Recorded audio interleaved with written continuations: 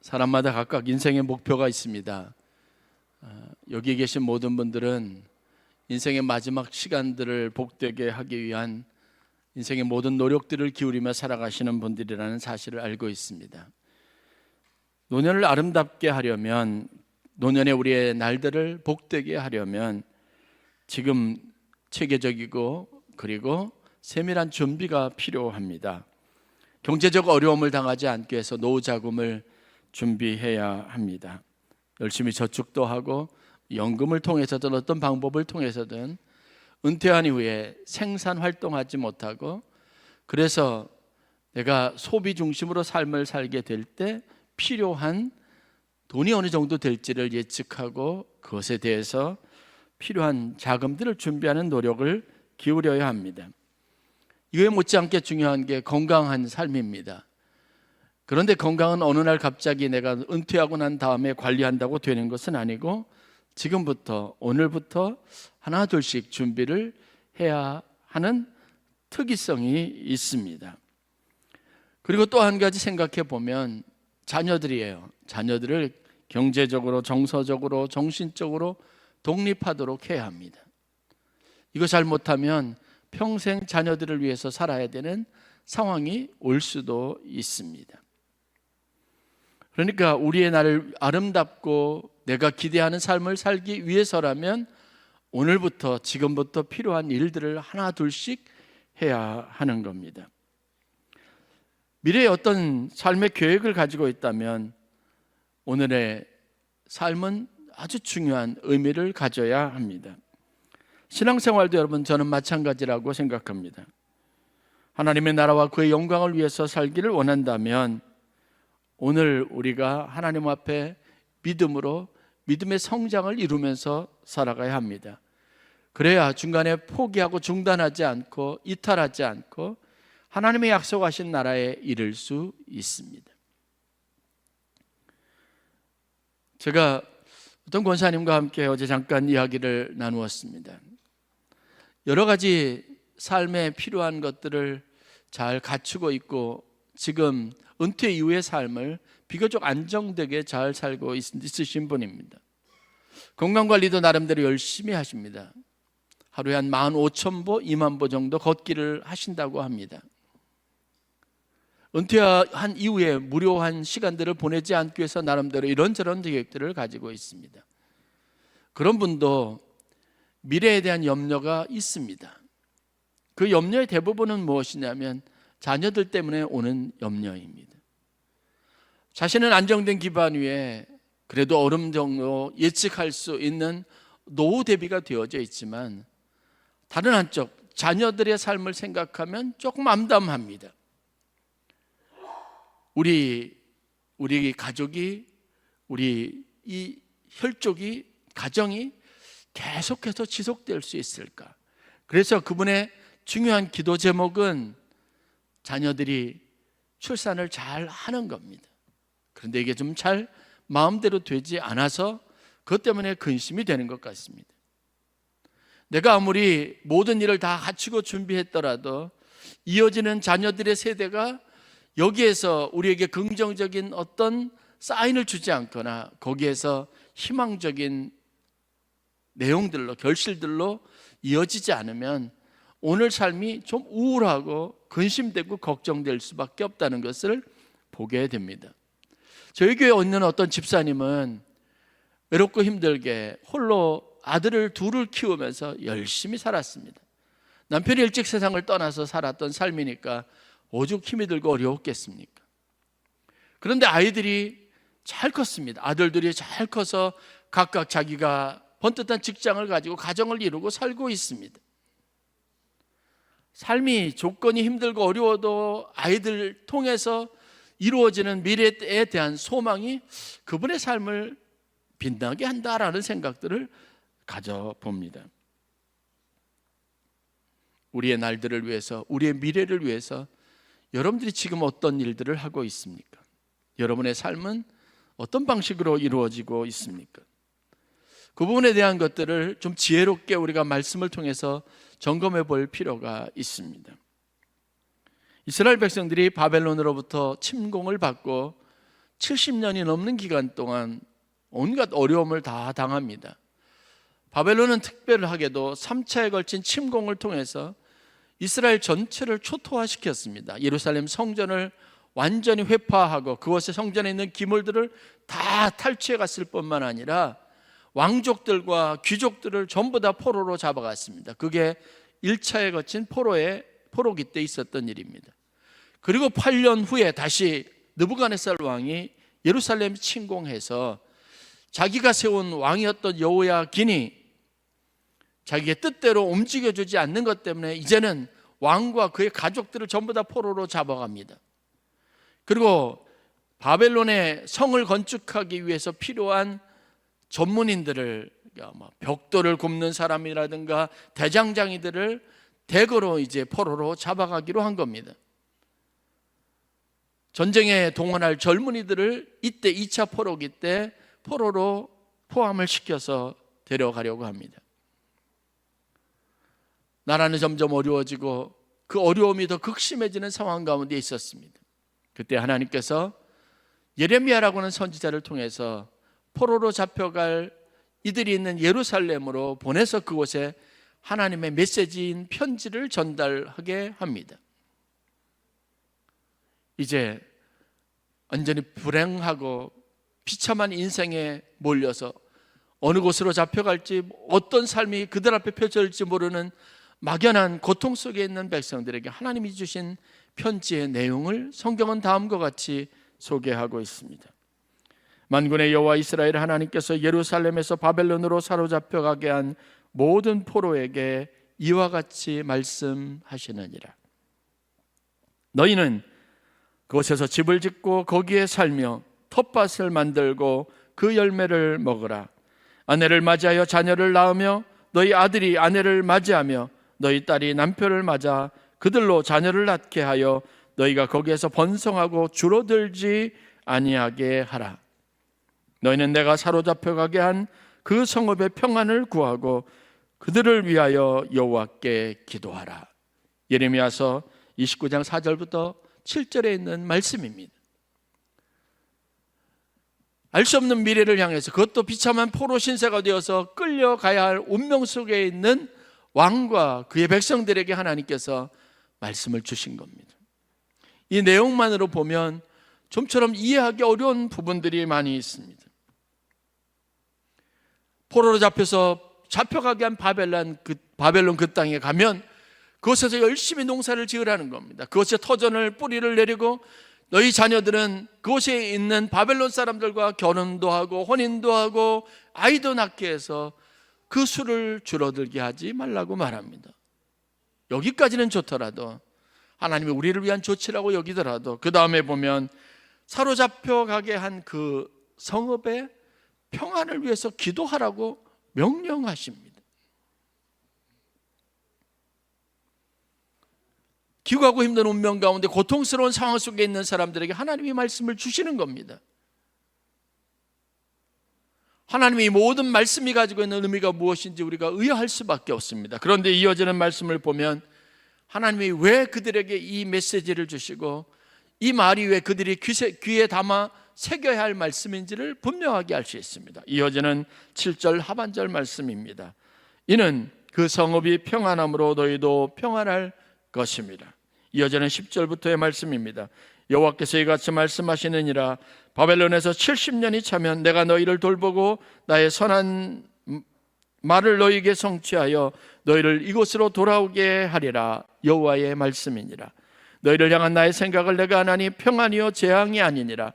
너희에게 미래와 희망을 주는 것이니라 라고 말씀하십니다.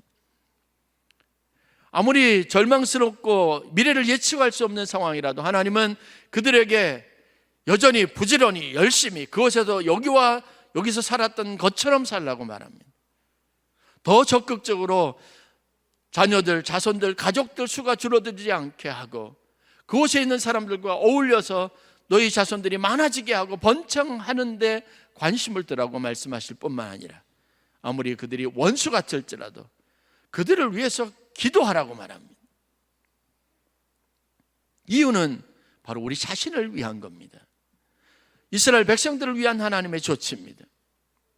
그들은 알 수 없었지만 70년이라고 하는 시간이 지나면 하나님께서 말씀하신 대로 이 모든 바벨론에 이주하고 거주했던 사람들을 예루살렘으로 돌아오게 할 것이라는 겁니다. 그러니까 그때까지 번성하고 견디고 하나님이 주신 축복 안에서 너희의 삶의 평안을 누리라고 말씀하시는 겁니다. 눈앞에 있는 것은 재앙과 같은 현실이지만 그것은 하나님이 너희를 향해서 가지고 계신 계획이라고 말씀하고 있습니다. 무엇을 말씀하십니까? 하나님은 우리의 미래를 위해서 좋은 계획을 가지고 계시는 거예요.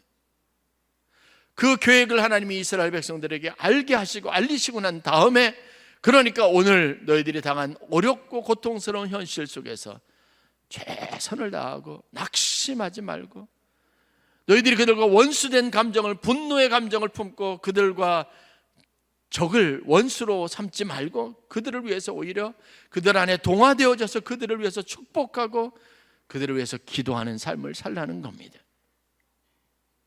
오늘 내가 마음에 있는 원통함을 털어놓는 것은 필요합니다. 그러나 여러분 경험해 보셨던 것처럼 그 말 한마디 감정을 털어놓은 것 때문에 여러분의 내일이, 모레가, 일주일이, 앞으로 삶이 굉장히 큰 괴로움 속에 가득하게 되어져 있습니다. 오늘 인생을 살면서 우리가 얻어야 될 교훈입니다. 현실이 어려움이 있더라도, 여러분들이 아무리 나를 힘들고 고통스럽게 하는 사람이 있더라도 견디십시오.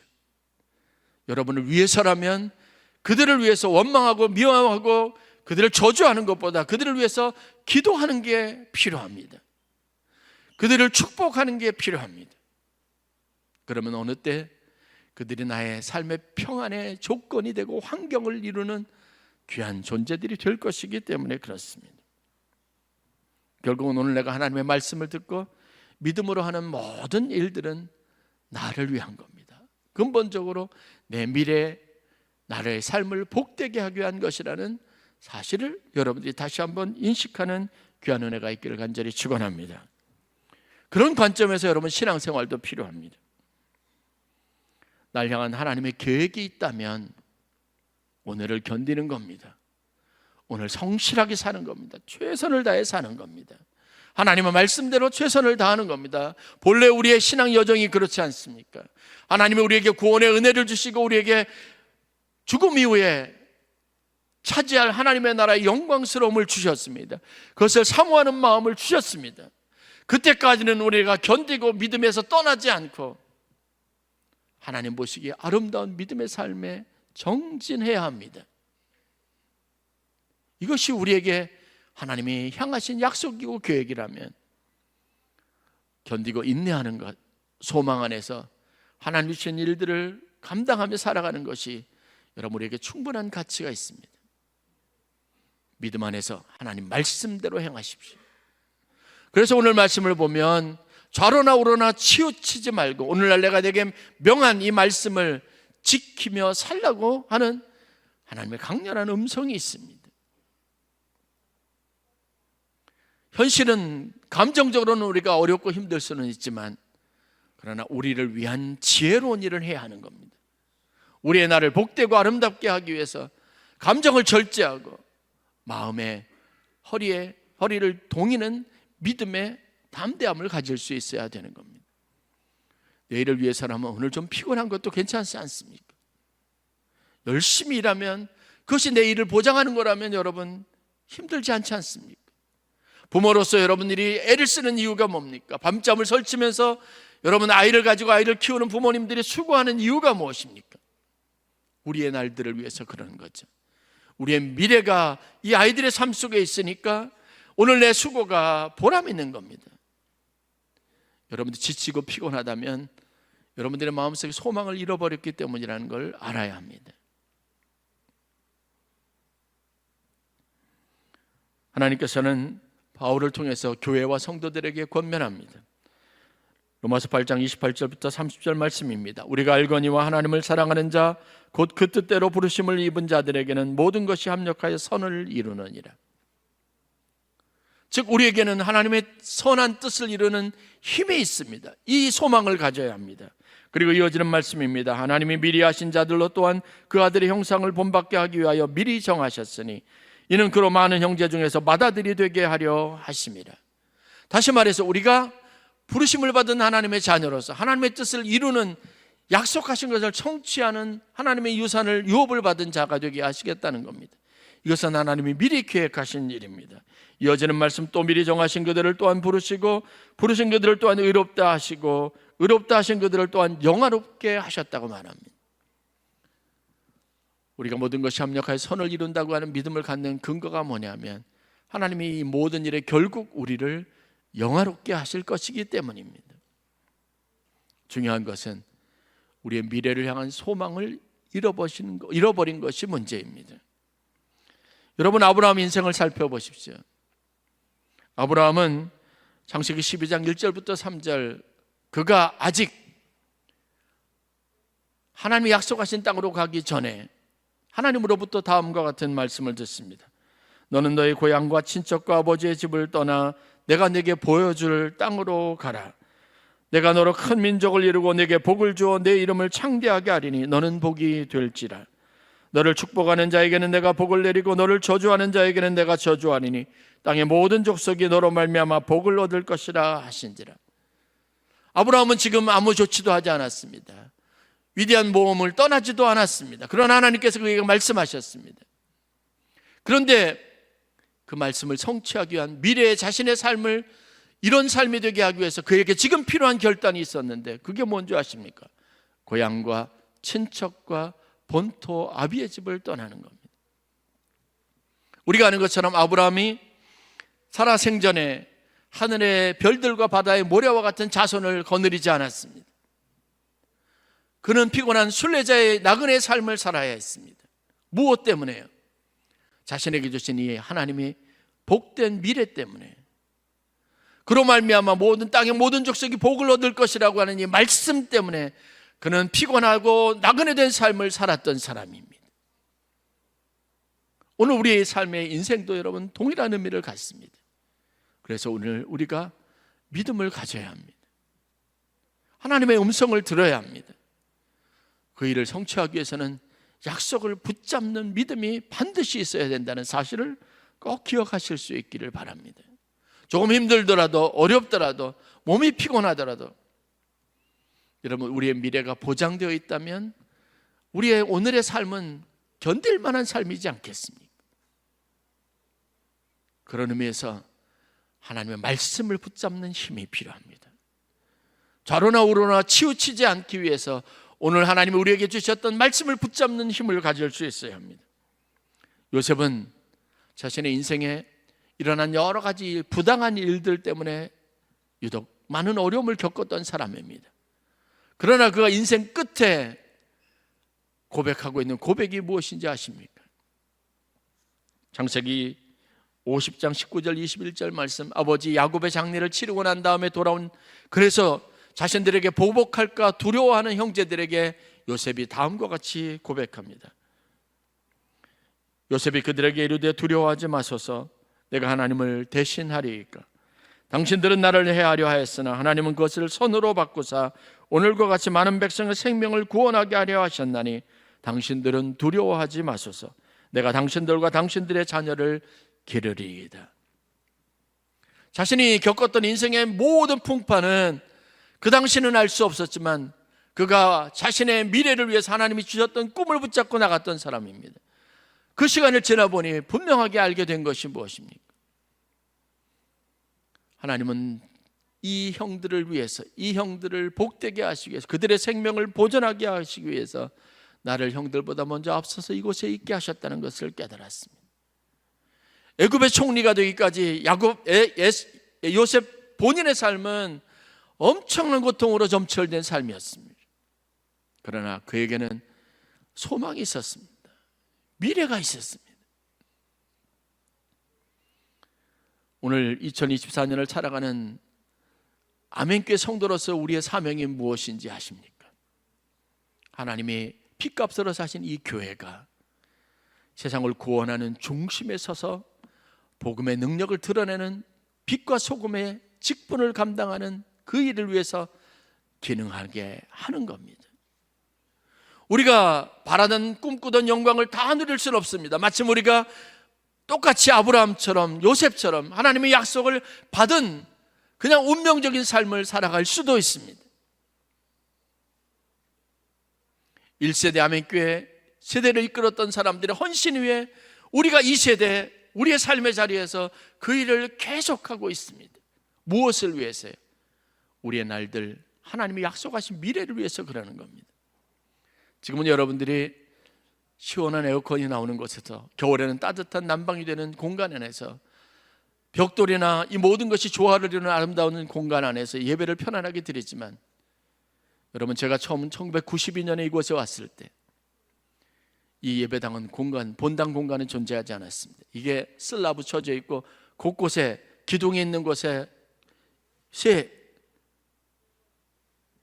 그것만 삐죽하게 나와 있었습니다.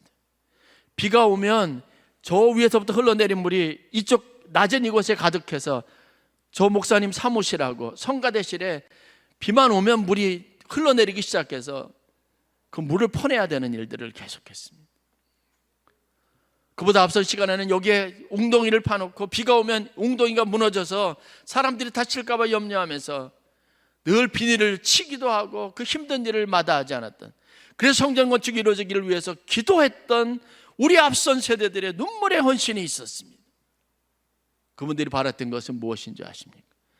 이곳에 온전한 하나님의 교회가 세워져서 이곳에 있는 영혼들을 구원하는 구원의 방주의 역할을 감당하기를 원하는 소원과 하나님 주신 비전 때문에 수고한 겁니다. 지난 주간에 오수자 권사님 면회를 갔다 왔습니다.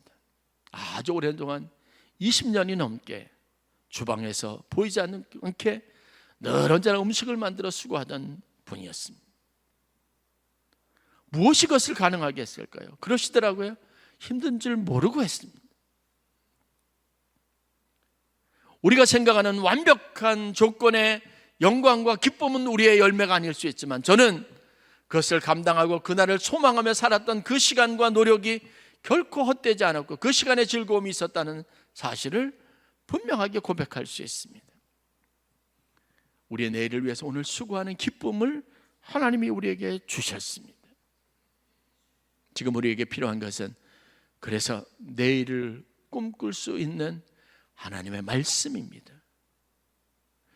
내일 하나님이 우리에게 어떤 것을 주실지 명확하게 들을 수 있는 믿음의 눈이 열려져 있어야 합니다.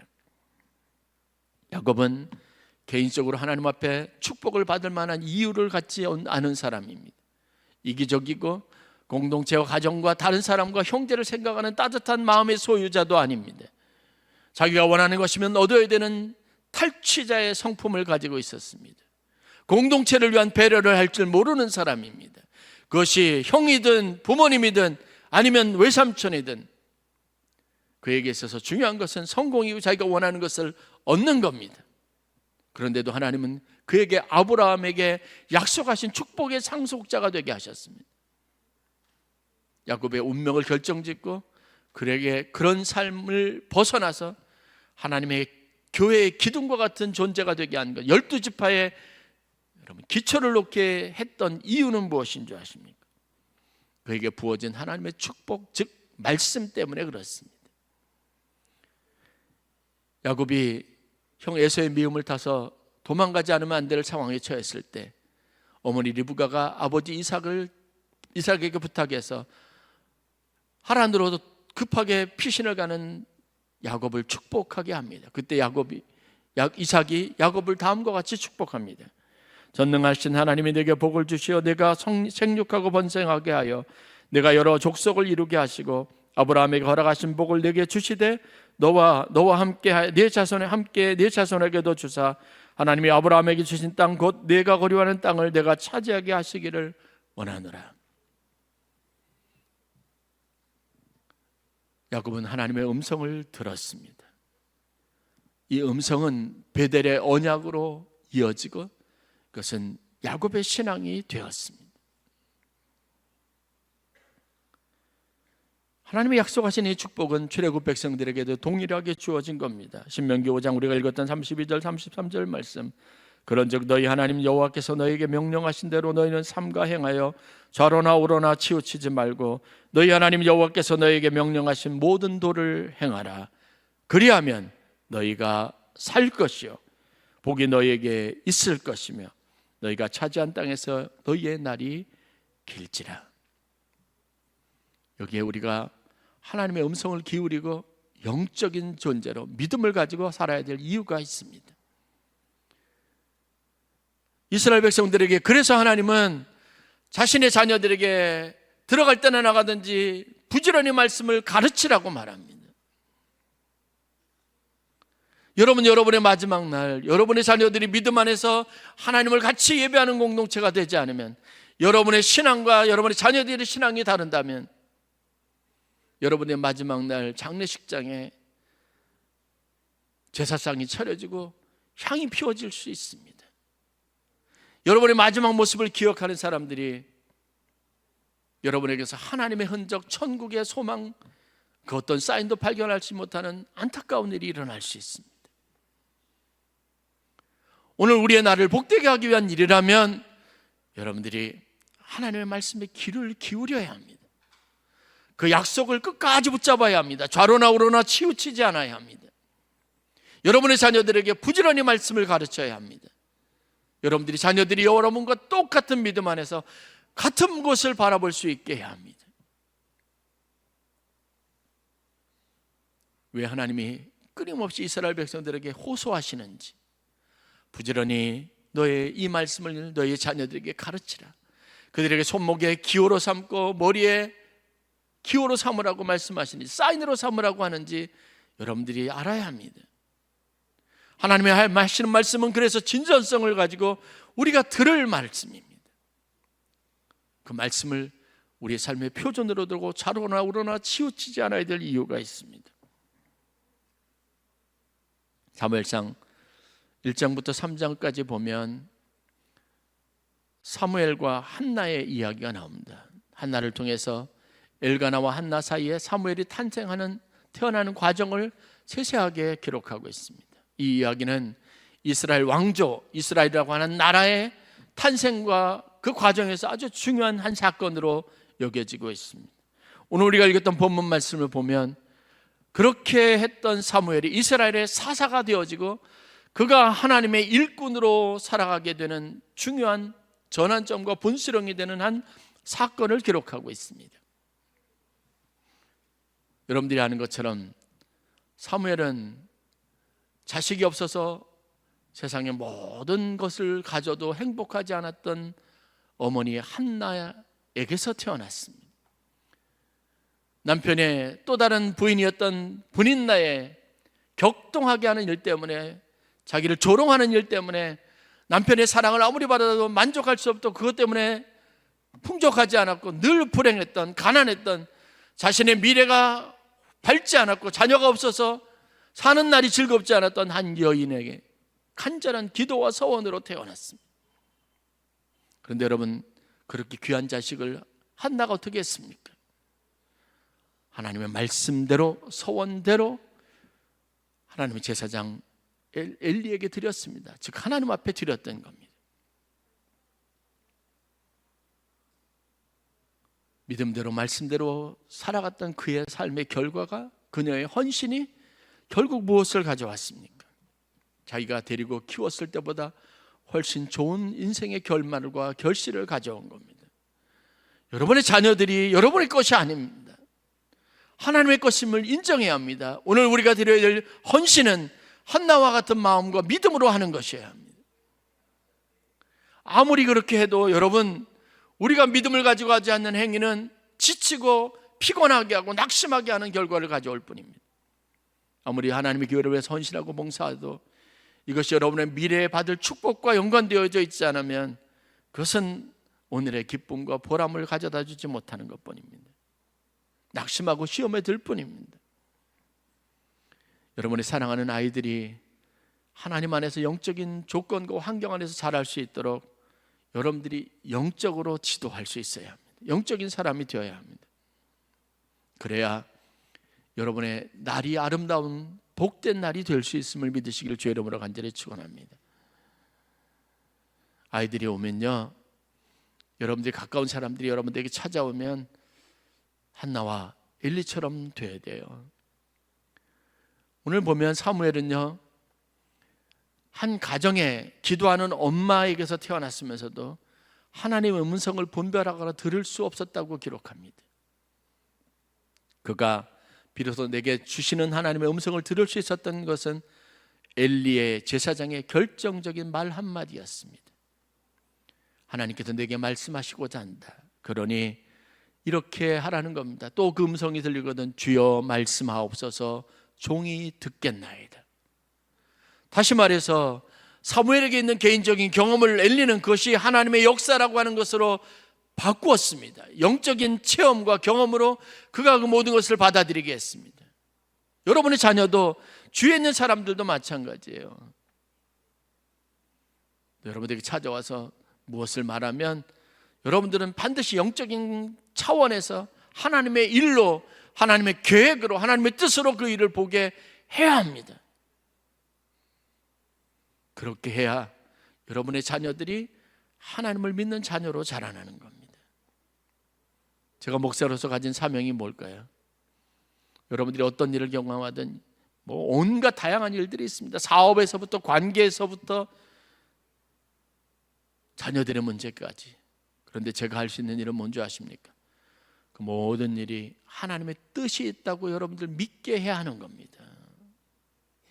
여러분들은 개인적인 불행이고 누구누구 때문에 생긴 일이라고 여기는 순간이 있더라도 저는 그 일에 하나님의 뜻이 있다고 여러분들을 믿게 해야 할 사명이 있습니다.